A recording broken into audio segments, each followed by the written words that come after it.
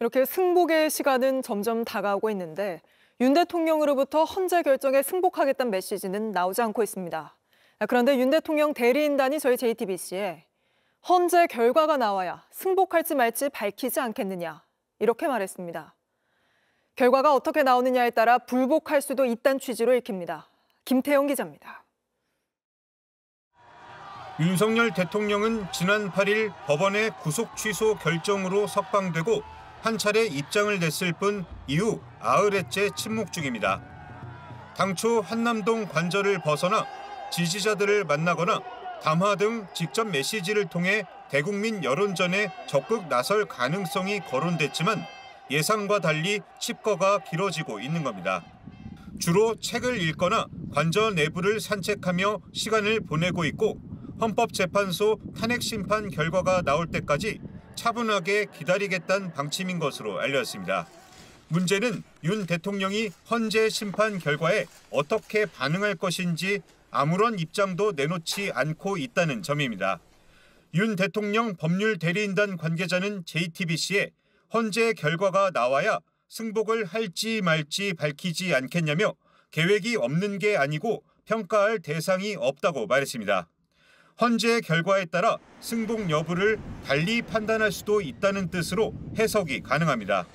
헌재 선고일이 임박하면서 갈등과 분열이 극으로 치닫고 있는데도 결과에 따른 이란 조건을 달아 혼란을 키우고 있다는 지적입니다.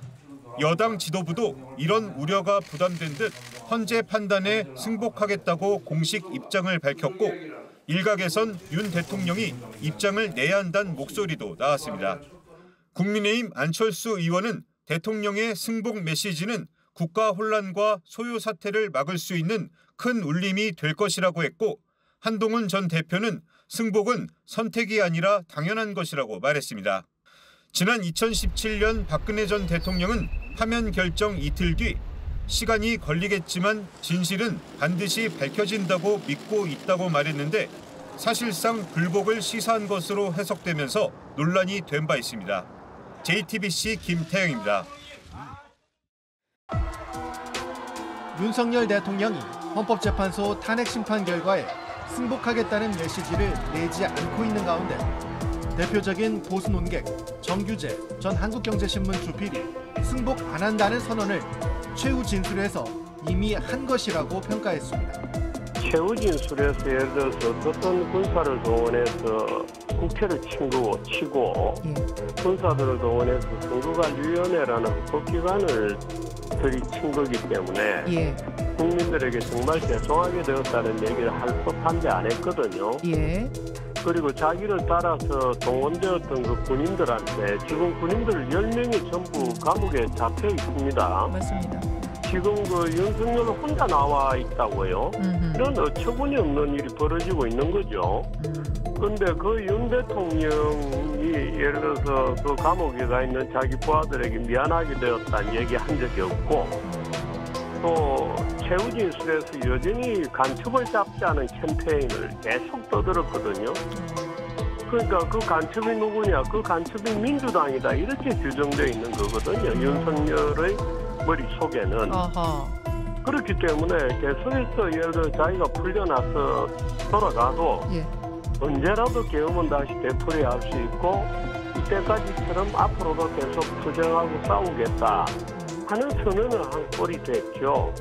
정규재 전 주필은 탄핵이 인용되면 윤 대통령이 즉시 불복 메시지를 내진 못하겠지만 장기적으로 불복하게 될 건 뻔하다고도 주장했습니다.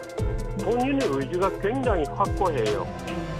예를 들어서 내가 보수의 맹주가 되었다 이렇게 본인은 생각하고 있을 가능성이 있죠. 그래서 이 과정을 넘기고 나서 말하자면 정치적으로 재기하겠다 이런 생각을 할 수도 있고요. 정 전 주필은 조기 대선 국면에서 윤 대통령은 여론의 눈치를 보면서 누구를 지지해야 자신의 영향력이 극대화할지 따져볼 것이라고 덧붙였습니다. 이준석 개혁신당 의원이 윤석열 대통령이 탄핵이 인용되면 사저정치를 할 거라며 조기 대선 국면에서 국민의힘 경선에 개입할 거라고 주장했습니다. 아크로비스타에서 사저정치를 하시겠죠. 동훈아 너는 오지 마. 예. 예. 이 김 장관 여기 식사만 하러 오시고 오. 뭐 이런 거 예. 사저 출입 여부 같은 걸로 예. 자신의 윤심을 드러내려고 할 텐데 이어 대통령이 아주 강한 공격 태세로 나설 거라며 어떻게든 자신이 살아있다는 걸 보여줄 가능성이 높다고 설명했습니다. 그러면서 한동훈 전 국민의힘 대표와도 갈등을 풀 가능성도 있다고 내다봤습니다. 오랜만에 좀 풀자 뭐 이런 식으로 오. 나올 수도 있다. 왜냐하면 대통령 입장에서 봤을 때는 어쨌든 본인이 형사 재판을 받아야 되는 상황이고 예. 그 상황에서 적이 많은 건 좋지 않거든요. 지난 대선 때도 보면은 뭐 하루는 이제 술 드시면서 괄괄해가지고 이준석 뭐 가만 안 두겠다 이러다가 그 다음 날에는 전 90도 인사하면서 뭐 100년 만에 나올 당대표입니다 이러고 이게 감정 기복이 심하세요. 끝으로 이 의원은 이번 사태의 촉발자는 국민의힘과 윤석열 대통령이라며 어지럽힌 쪽에서 치우는 거지 범야권에 승복하라고 하는 건 웃기는 일이라고 일갈했습니다.